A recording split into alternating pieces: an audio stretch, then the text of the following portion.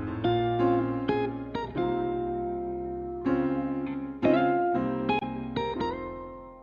Viva Saúde já está de volta, falando sobre hipertensão, conversando, portanto, com o cardiologista Ricardo Queiroga. Ricardo, o que faz com que uma pessoa aparentemente normal, com todos os exames em dia, levando uma vida regradinha, bacana, tenha simplesmente, do nada, assim, um ataque fulminante do coração? O que pode desencadear isso? E morra, é isso. Isso. Então, assim, você está tocando no assunto, é a questão da morte súbita. Isso. Né?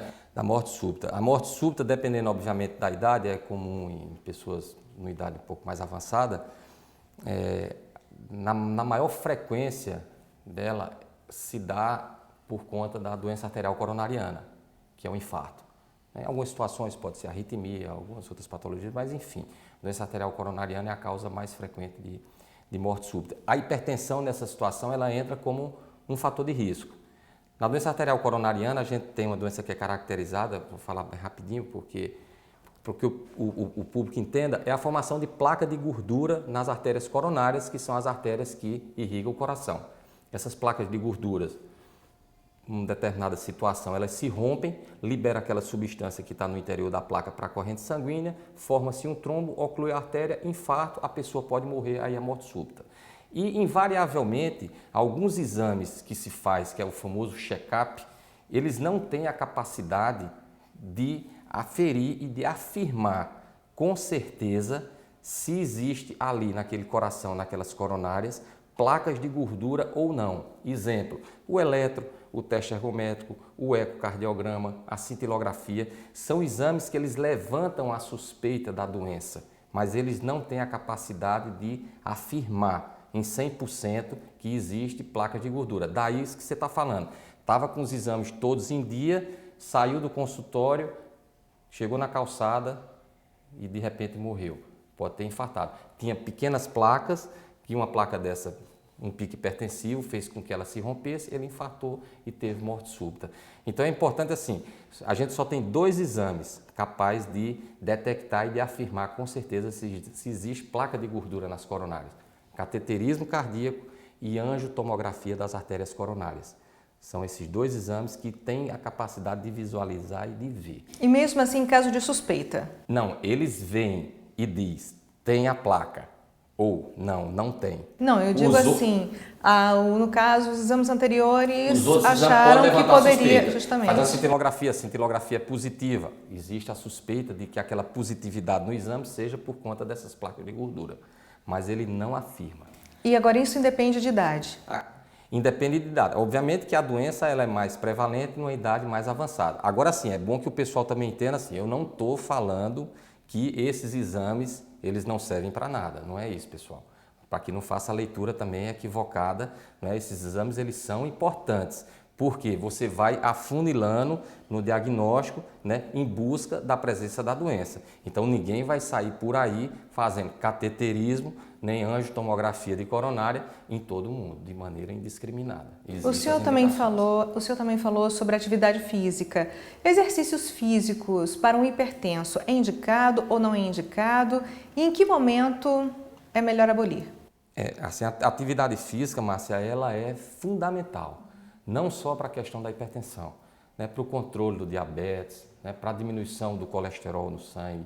Então, o exercício físico é uma prática que deve ser estimulada. Agora, é importante, os indivíduos que, vamos supor, que querem ou que se propõem a fazer qualquer tipo de atividade física, é importante passar com o seu cardiologista, fazer uma avaliação, fazer uma rotina de exames para saber se estão aptos a desenvolver aquela atividade. E também é super importante respeitar o limite do próprio corpo, Isso, né? Claro, não tenha dúvida. Tem aquelas pessoas, né, que não sofrem, né, de problemas cardíacos, não são hipertensas. Um picozinho de pressão, né? Subiu a pressão. Isso quer dizer que é um começo de hipertensão ou isso pode acontecer, é normal?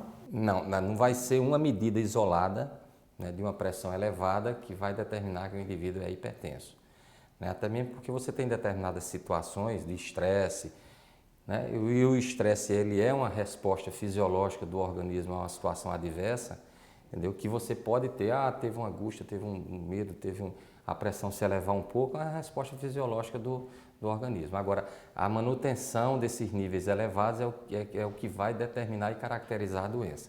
Um pico isolado de pressão não determina que o indivíduo é hipertenso. A gente está falando muito sobre hipertensão, né, que é a pressão alta. Existe risco também para quem sofre de pressão baixa? Não, o risco aí é a pressão alta.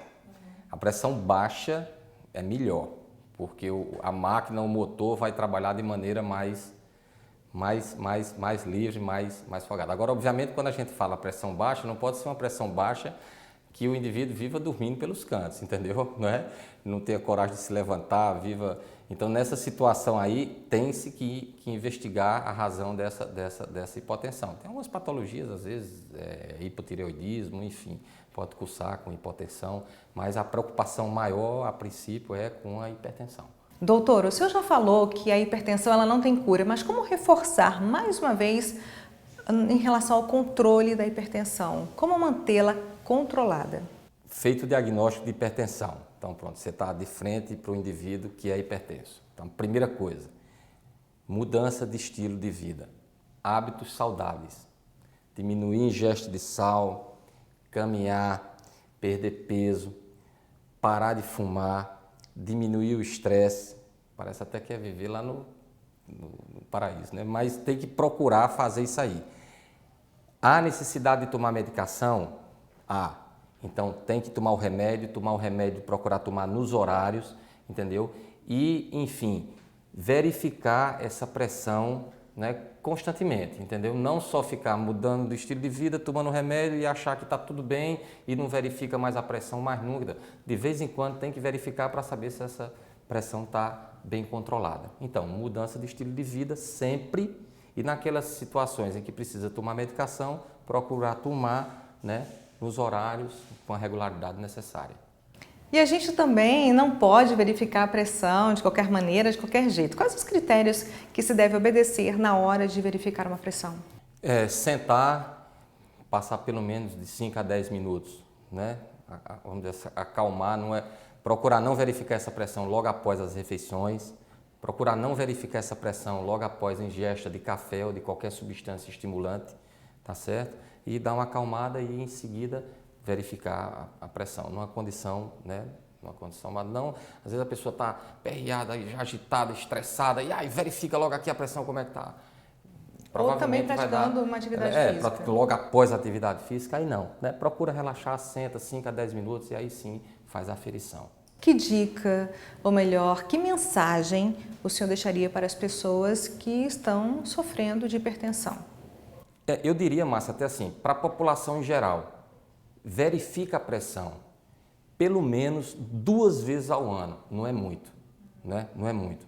Mas você acha que não é muito, mas se você fizer uma enquete aí, sair perguntando, quando foi a última vez que você verificou a pressão? Vai ter gente que vai dizer, faz 2, 3, 4, 5 anos, sei lá. Então, primeiro, para todo mundo, verifica a pressão. A qualquer sinal de que essa pressão está um pouco elevada, ou está acima daqueles 14/9 que a gente falou lá atrás, procura um cardiologista, vai no consultório e aprofunda essa investigação.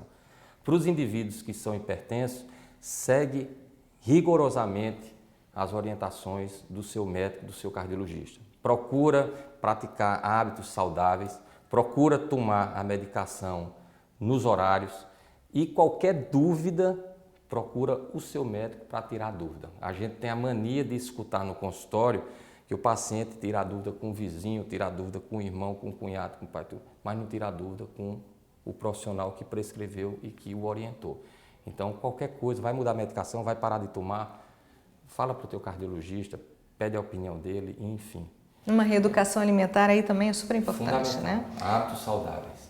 Doutor Ricardo, obrigada por sua participação no Viva Saúde. Ela foi bastante esclarecedora. Márcia, eu que agradeço o convite, né? E para mim é uma honra participar aqui do Viva Saúde com vocês. O Viva Saúde vai ficando por aqui. Eu espero que você tenha gostado do tema de hoje, hipertensão. A gente volta a se falar no próximo Viva Saúde. Até lá. Tchau, tchau.